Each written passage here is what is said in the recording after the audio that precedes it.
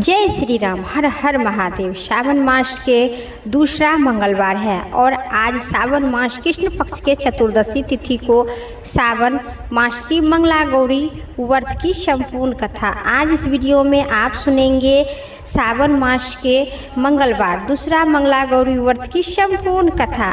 आज 11 अगस्त दिन मंगलवार है। आज मंगला गौरी व्रत की पौराणिक कथा के अनुसार एक समय की बात है। एक शहर में धर्मपाल नाम का एक व्यक्ति रहा करते थे। उनकी पत्नी काफ़ी खूबसूरती थी और उनके पास काफ़ी धन संपत्ति थी, लेकिन उनके कोई संतान न होने के कारण वह काफ़ी दुखी रहा करते थे। ईश्वर की कृपा से उनको एक पुत्र की प्राप्ति हुई, लेकिन वह अल्पायु थे। उसे यह श्राप मिला था कि 16 वर्ष की आयु में उम्र में सांप डसने से उनका मौत हो जाएगा। संयोग से उनकी शादी 16 वर्ष से पहले की युवती से हुई, जिनका माता मंगला गौरी व्रत किया करती थी, जिनकी परिणाम स्वरूप उनके अपनी पुत्री के लिए एक ऐसी खुशी जीवन का आशीर्वाद प्राप्त की थी जिसके कारण वह कभी विधवा न हो सकती थी। अतः अपनी माता के इस व्रत के श्राप से प्रताप से धर्मपाल की बहू अखंड सौभाग्यवती की प्राप्ति हुई। इसी वजह से धर्मपाल के पुत्र 100 वर्ष की लंबी आयु की प्राप्ति हुई। तभी से मंगलवार का दिन मंगला गौरी व्रत की शुरुआत मानी गई है। इसी कारण से सभी नवविवाहित महिलाएं इस मंगला गौरी व्रत कथा पढ़ती है अथवा सुनती। इनकी पढ़ने सुनने से अखंड सौभाग्यवती की प्राप्ति होती है। प्रेम से कहिए मंगला गौरी व्रत की भगवान की जय हो। अब सुनिए मंगलवार व्रत की पौराणिक कथा विस्तार से। एक गांव में एक वृद्धा रहा करते थे। वह मंगल देवता को अपना इष्ट देवता मानकर सचदेव मंगलवार को पूजा किया करती थी। उनका एक ही पुत्र था जो मंगलवार को उत्पन्न हुआ था। इसी कारण उनका नाम मंगलिया नाम से पुकारते थे। मंगलवार के दिन वह न तो घर को लिपती थी न पृथ्वी को खोदती थी। एक दिवस मंगल देवता उनकी श्रद्धा को देखने के लिए उनके घर पर साधु का रूप बनाकर द्वार पर आकर खड़ा हो गए और आवाज लगाने लगे। वृद्धा ने कहा, महाराज क्या आज्ञा है? साधु ने कहने लगा कि बहुत ही मुझे भूख लगी है, सो भोजन बनाना है। इसके लिए तू थोड़ी सी पृथ्वी को खोद कर नीपो। वह कहने लगी, तेरा पुण्य होगा। पर वह सुनकर वृद्धा अम्मा ने कहा, महाराज आज मंगलवार के दिन की व्रत करती हूँ, इसलिए मैं तो चौका नहीं लगा सकती हूँ। कहो तो जल छिड़क कर दूंगी जहाँ जगह। लेकिन वह नहीं माना। वह जगह भोजन बना लेना, फिर उनके लिए भोजन बना देंगे। आप नहीं बनाएंगे तो मैं बना देती हूँ। साधु ने कहने लगा, नहीं, मैं गोबर से लीपो, चौका लगाओ, मैं खाना खुद बनाऊंगी।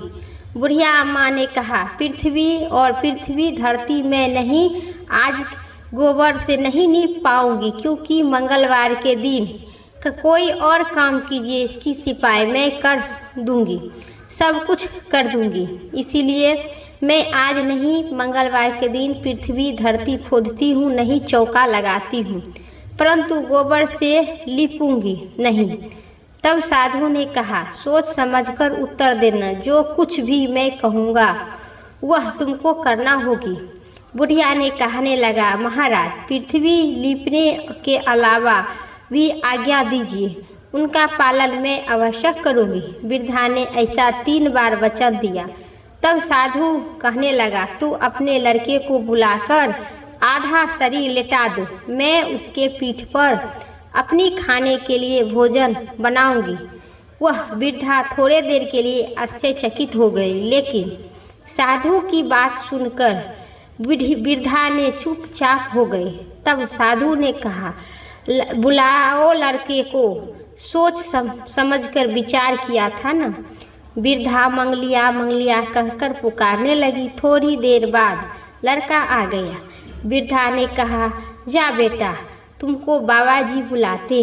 लड़के ने बाबा जी जी से जाकर पूछा कि क्या आज्ञा है महाराज। बाबा जी ने कहा, आओ और अपनी माताजी को बुलाकर लाओ। तब माताजी आ गई। साधु ने कहा, तू अपने बेटा को थोड़ा से तू अपनी मंगलिया को लेटा।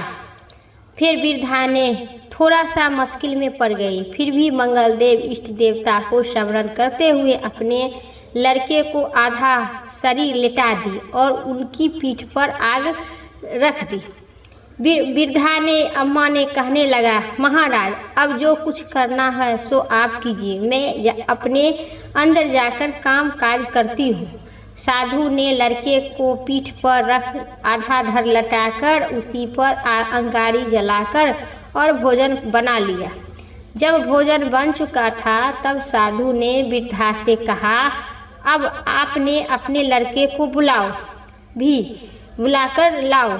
वृद्धा कहने लगी ये कैसा आश्चर्यचकित के बात है। उनकी पीठ पर आपने आग जलाई है और भोजन बनाई है, फिर भी आप प्रसाद खाने के लिए बुलाते हैं। क्यों, क्या ऐसा संभव है? क्या अभी आप उनको समझते हैं कि जीवित हम मेरा बालक है? लेकिन आप कृपा करके उनका स्मरण करते हुए आप मुझको नज़दीकी करवाइए और भोग लगाकर जहाँ जाना होगा जाइए। साधु के अत्यधिक आग्रह पर वृद्धा ने जोत की मंगलिया कहकर आवाज़ लगाने लगी कि लड़का ने उस ओर से दौड़ते दौड़ते आ गया। साधु ने लड़के को प्रसाद दिया और कहा कि माई, तेरा व्रत सफल हो गया। तेरे हृदय में दया में और अपने इष्ट देवता में अटल श्रद्धा है, इसके कारण तुमको कोई भी कष्ट नहीं होगा। जो आज के दिन मंगलवार के दिन व्रत करता है उनकी संतान दीर्घायु के प्राप्त होगा और चिरंजीवी होगी। इसीलिए जो भी माता एवं बहनें मंगलवार का व्रत करते हैं उनके लिए कथा अवश्य पढ़ना और सुनना अत्यधिक है और अपने पुत्र की दीर्घायु उज्जवल कामना के लिए जरूर करें। ये थी आज मंगलवार की कथा। अब सुनिए मंगलवार व्रत की पौराणिक कथा, साथ ही आरती विस्तार से। एक बार नैमिषारण्य तीर्थ में 88,000 मुनि एकत्रित होकर श्री सूत जी से पूछने लगे, हे महामुनि, आपने अनेक पुराणों की कथा सुनाए हैं, अब कृपा करके हमें ऐसा व्रत और उनकी कथा बताइए जिसको करने से संतान की प्राप्ति हो तथा मनुष्य रोग शोक अग्नि श्राप दुख आदि को भय का दूर रखे। कलयुग में सभी जीवों की आयु बहुत कम है। इस पर यदि उन्होंने रोग चिंता के कष्ट लगे रहे तो फिर हरि भक्ति के चरण में अपना ध्यान कैसे लगाएंगे। श्री सूत जी ने कहे, हे मुनि श्रेष्ठ, आपने अनेक कल्याण के लिए बहुत ही उत्तम बात पूछे हैं। एक बार योगी राज ने भगवान श्री कृष्ण से लोक कल्याण के लिए अपने सामने यही प्रश्न किए थे। अब भगवान श्री कृष्ण और युधिष्ठिर का संवाद के आपके सामने कहता हूँ, जो आप सभी ध्यान पूर्वक सुनिए। आपके एक समय हस्तिनापुर की राजसभा में योगी राज श्री कृष्ण बैठे थे। तब युधिष्ठिर ने भगवान श्री कृष्ण से प्रश्न किए, हे प्रभु, हे रघुनंदन, हे नंदन गोविंद, आपने मुझे अनेक कथा सुनाए हैं, आज कृपा करके कोई ऐसा व्रत या कथा सुनाइए जिसको करने से मनुष्य रोग चिंता तथा भय से मुक्ति हो तथा उस पुत्र की प्राप्ति हो। हे प्रभु, बिना पुत्र के मनुष्य की जीवन व्यर्थ है, वह नरक के गमी की होते हैं। पुत्र के बिना मनुष्य तृप्त ऋषि के छुटकारा नहीं पा सकते हैं और न ही उन्हें पुण्यात्मा नरक के उद्धार पा सकते हैं। अतः पुत्रदायक व्रत हमें बताइए। जिसे फिर भगवान श्री कृष्ण ने कहे कि हे राजन, मैं एक प्राचीन इतिहास सुनाता हूँ, आप उसे ध्यान पूर्वक सुनिए। कुंडलपुर नामक एक नगर था। उनमें एक नंद नाम का एक ब्राह्मण महाबुद्धिमान ब्राह्मण रहा करते थे। उनका गुजारा जैसे तैसे चला रहा था, परंतु वह बहुत दुखी रहा करते थे क्योंकि उनके कोई संतान नहीं थे। उनकी पत्नी सुदंता पतिव्रता थी। वह भक्ति पूर्वक हनुमान जी की आराधना करते थे। मंगलवार के दिन व्रत करके अंत में भोजन बनाकर श्री हनुमान जी को भोग लगाकर बाद में स्वयं भोजन करते थे। एक मंगलवार को गृह कार्य की अधिकता के कारण वह हनुमान जी को भोग नहीं लगा सकी। इस पर उन्हें बहुत दुख हुआ। उन्होंने स्वयं भी भोजन नहीं किए, प्रण किए कि आज मैं अगले मंगलवार को हनुमान जी को भोग लगाकर ही अन्य जल ग्रहण करूंगी। ब्राह्मणी सुदंता प्रतिदिन भोजन बनाती, श्रद्धापूर्वक पति को खिलाती, परंतु स्वयं भोजन ग्रहण नहीं करते थे। वह मन ही मन हनुमान जी की आराधना करते थे। इसी प्रकार 6 दिन बीत गया। तब सुदंता अपने बीत गया तब ब्राह्मणी सुदंता अपने प्राण के अनुसार प्यासी भूखी प्यासी निहार रही। परंतु 7वें दिन जब मंगलवार वह आए तब प्रातः काल सुदंता ब्राह्मणी बेहोश होकर गिर पड़े। सुदंता की इसी असीम भक्ति से श्री हनुमान जी बहुत प्रसन्न हुए और उनके सन्मुख प्रकट होकर बोले, सुदंता, मैं तेरी भक्ति से बहुत प्रसन्न हूँ, तू उठ और वर मांग। ब्राह्मणी सुदंता अपने आराध्य देव श्री हनुमान जी को अपने समक्ष पाकर आनंद से विहुक हो उठे, उनके चरण में गिर पड़ी और कहे, हे प्रभु, मेरे कोई संतान नहीं है, कृपा करके मुझे संतान प्रदान करे।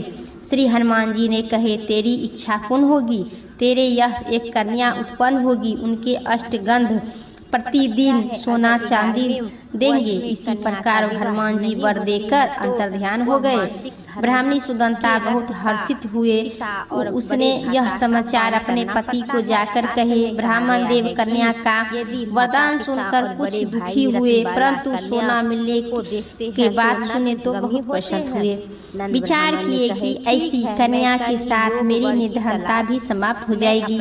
श्री हनुमान जी की कृपा से वह ब्राह्मणी गर्भवती हुई और 10वें महीने में उन्हें एक सुंदर कन्या का जन्म दिए। वह कन्या अपने पिता के घर में ठीक उसी प्रकार बढ़ने लगी जिस प्रकार शुक्ल पक्ष की चंद्रमा बढ़ते हैं। 10वें दिन ब्राह्मण ने अपने बालिका का नामकरण संस्कार करवाए। उनके कुल पुरोहित ने उन बालिका का नाम रत्नबाला रखे। इस कन्या पूर्व जन्म में विधि विधान से मंगल देव हनुमान जी का व्रत किया करते थे। रत्नबाला का अष्टगंध प्रतिदिन बहुत सा सोना चांदी देती थी। उस सोने से नंद ब्राह्मण बहुत धनवान हो गए। ब्राह्मणी सुदंता भी बहुत अभिमानी हो गए। समय बीतने के साथ रत्नबाला 10 वर्ष की हो चुकी थी। एक दिन सुदंता ब्राह्मणी ने ब्राह्मण से कहे, हमारी पुत्री रत्नबाला विवाह योग हो गई है, अतः कोई सुंदर तथा योग वर देखकर उनका विवाह करा देना चाहिए। यह सुनकर ब्राह्मण बोले, अभी तो रत्नबाला बहुत छोटी है। तब ब्राह्मणी ने कहे, शास्त्र की आज्ञा है कि 8वें वर्ष में गौरी, 9वें वर्ष में रोहिणी, 10वें वर्ष में कन्या के पश्चात रत्नबाला हो जाती है। गौरी के दान करने से पाताल लोक, रोहिणी के दान करने से वैकुंठ लोक और कन्या के दान करने से इंद्रलोक को सुख की माता पिता के प्राप्ति होती है। हे पतिदेव, अगर रत्नबाला का दान किया जाता है तो घोर नरक की प्राप्ति होती है। इस पर नंद ब्राह्मण ने कहे, अभी तो रत्नबाला 10 वर्ष का ही है, मैं तो 16 साल की कन्या का विवाह करवाया हूँ, अभी जल्दी क्या है। ब्राह्मणी सुदंता ने कहे, आपको लोभ अधिक हो गया है। अगर 11 वर्ष में कन्या का विवाह नहीं होगा तो उनके मानसिक धर्म के रक्त का पान और बड़े भ्राता और पिता को करना पड़ता है। शास्त्र में कहा गया है कि यदि कोई माता पिता और बड़े भ्राता भाई कन्या को देखते हैं तो नरक के गमी होते हैं। यदि नंद ब्राह्मण ने कहे, ठीक है, मैं कल ही योग वर की तलाश में अपना दूत भेजता हूँ। दूसरे दिन ब्राह्मण ने दूत को बुलाए और कहे, मेरी कन्या जैसी सुंदर वैसे ही सुंदर वर का उनके लिए तलाश करो। दूत स्वामी की आज्ञा पाकर खोजने के लिए चल पड़े। अनेक नगर घूमने के बाद उन्होंने चंपाई नगर में एक सुंदर ब्राह्मण युवक का देखा। वह बालक जिनका नाम रामेश्वर था बहुत गुणवान थे। दूत ने उस सुंदर गुणवान ब्राह्मण पुत्र को बारे में अपने स्वामी को पुनः विस्तार से कहे। ब्राह्मण नंद भी रामेश्वर का अच्छा गुणवान देखकर फिर शुभ मुहूर्त में विधि पूर्वक रामेश्वर को और अपने पुत्री रत्नबाला को ब्राह्मण और ब्राह्मणी विवाह कराकर संतुष्ट हो गए। परंतु ब्राह्मण नंद के मन में तो लोभ समाया थे कि उन्होंने रत्नबाला को कन्यादान तो कर दिए थे, परंतु वह बहुत खिन्न था। उन्होंने विचार किए कि रत्नबाला जब ससुराल चली जाएगी तो इसमें जो सोना चांदी मुझे मिला है सो तो आगे मिलेगा नहीं। मेरे पास तो कुछ धन जो था सो इनके विवाह में खर्च हो चुका है, जो शेष बचा है सो इनके जाने के बाद पश्चात समाप्त हो जाएगा। मैं इनका विवाह करके बड़ी भूल कर दी। उन्होंने विचार किए कि अब कोई ऐसा उपाय करूंगा जिससे रत्नबाला मेरी घर रह जाएगी। लोभ रूपी राक्षस ब्राह्मण नंद के मस्तक पर छाया था। लोभ रात भर अब कोई उपाय तो रत्नबाला के लिए करना चाहिए।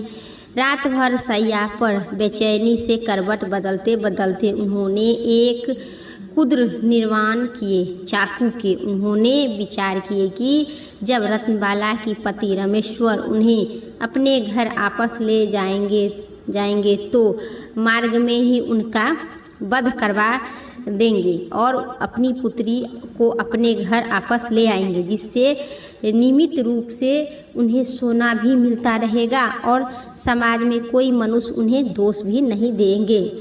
प्रातःकाल नंद ब्राह्मण और उनकी पत्नी सुदंता ने अपने जमाता तथा पुत्री को बहुत सा धन देकर विदा किए। रामेश्वर अपनी पत्नी रत्नबाला को लेकर अपने नगर की ओर चल पड़े। ब्राह्मण नंद महालोभ से भयभूत हो पाप पुण्य का विचार भी भूल चुका था। अपने भयंकर चाकू का निर्माण कर कार्य रूपी देने के लिए उन्होंने अपने दूत को मार्ग में अपने जमाता का वध कराने के लिए पहले से भेज दिए थे।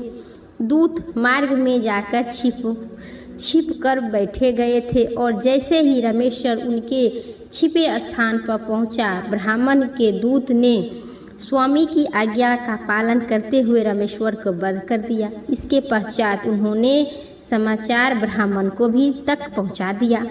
अपने जमाता के वध का समाचार प्रातः नंद ब्राह्मण उस स्थान पर पहुँचे और रुदन करते अपने पुत्री से बोले, पुत्री, मार्ग में लुटेरे ने तेरे पति का वध कर दिया। भगवान की इच्छा के आगे किसी को कुछ नहीं बस चलता है। अब तू घर चल, वहाँ रहकर ही शेष जीवन व्यतीत करना। जो भाग में लिखा है वही होता है। अपने पति की अकाल मृत्यु से रत्नबाला बहुत दुखी थे, करुणा रुदन से रो कर रहे थे। वह अपने पिता एवं अपने पति से बोले, हे पिताजी, इस संसार में मैं जिस स्त्री का पति नहीं है उनका जीना व्यर्थ है। मैं अपने पति के साथ ही अपने शरीर का जला दूंगी और सती होकर अपने इस जन्म को माता पिता को तथा सास ससुर का यश को करूंगी। ब्राह्मण नंद अपनी पुत्री रत्नबाला को ऐसा वचन सुनकर अक्का बक्का रह गए। अब विचार करने लगे कि मैं तो बड़ी भूल करती हूँ, क्योंकि मैं बैठ में जमाता का वध का पाप अपने सिर पर लिया। रत्नबाला अपने पति के साथ अपने प्राण तक देने की तैयार है। मेरा तो दोनों तरफ से मरण हो गया। धन तो अब मिलेगा नहीं। जमाता का वध के पाप फलस्वरूप यम का भूतन करना पड़ेगा। यह सोचकर यह बहुत दुखी हुए। नंद ब्राह्मण रामेश्वर की चिता रचाई गई। रत्नबाला सती होने की इच्छा से पति का सिर अपने गोद में रखकर चिता पर बैठ गए। जैसे ही रामेश्वर की चिता में आग लगाई गई, वैसे ही प्रसन्न होकर मंगल देव हनुमान जी प्रकट हुए और बोले, हे रत्नबाला, मैं तेरी पतिव्रता भक्ति से प्रसन्न हूँ। तू वर्मा रत्नबाला ने अपने पति का जीवन दान मांगे और मंगलदेव से मांगे, और रत्नबाला ने अपने और तेरे पति अजर अमर है वर्मा, वह बड़ा विद्वान से हो गए, इसे अतिरिक्त तेरी जो भी इच्छा है सो भी मांग। तब रत्नबाला ने कहे, हे ग्रहों के स्वामी मंगलदेव, यदि आप मुझ पर प्रसन्न है तो मुझे यह वर दीजिए कि जो भी मनुष्य मंगलवार के दिन प्रातः काल लाल फूल लाल चंदन से आपका पूजा करे, स्मरण करे, उन्हें रोग विधवा न हो और स्वर्ग जनों को कभी विरोग न हो, उन्हें श्राप अग्नि तथा शत्रुओं को भय न हो। जो स्त्री एवं पुरुष मंगलवार का व्रत करे वह कभी विधवा स्त्री न हो। मंगलदेव भगवान हनुमान जी तथास्तु कहकर ऐसा ही होगा, तथास्तु कहकर और वहाँ से अंतर्ध्यान हो गए। मंगलदेव की कृपा से रमेश्वर जीवित होकर उठे। रत्नबाला अपने पति का पुनः प्राप्त कर बहुत प्रसन्न हुए। रमेश्वर अपनी पत्नी को लेकर अपने नगर को चल दिए। इसके बाद वे दोनों पति मंगलदेव हनुमान जी का व्रत प्रत्येक मंगलवार को करने लगे और मंगलदेव की कृपा से इस लोगों में सुख ऐश्वर्य भोग कर अंत में स्वर्ग की प्राप्ति हो गई। ओम जय मंगल देवता स्वामी जय मंगल देवता, भक्ति आरती गावे विधुभाति से सेवा। ओम जय मंगल देवता, हटी मेघ वाहन आप पृथ्वी माता, सुख समृद्धि के नायक अतुल शक्ति दाता। ओम जय मंगल देवता, जहाँ होता है प्रकोप आपका सब कुछ छिन जाता, जिस पर कृपा करो तुम स्वामी, जिस पर कृपा करो तुम स्वामी सब कुछ हो पाता। ओम जय मंगल देवता, मंगल देवता की आरती जो कोई सच्चे मन से गावे, रोग शोग मिट जावे अति सुख वैभव पावे। ओम जय जय मंगल देवता स्वामी जय मंगल देवता। प्रेम से कहिए श्री हनुमान जी महाराज की जय। ये थी आज की मंगलवार की कथा। उम्मीद करते हैं आप सभी को इस कथा पसंद आई, तो लाइक करना मत भूलिएगा और चैनल पर नहीं है तो सब्सक्राइब करना भूल जाते हैं। कमेंट बॉक्स में कहाँ से देख रहे हैं ज़रूर कमेंट कीजिएगा। फिर अगली वीडियो लेके आते हैं, तब तक के लिए जय श्री राम, हर हर महादेव।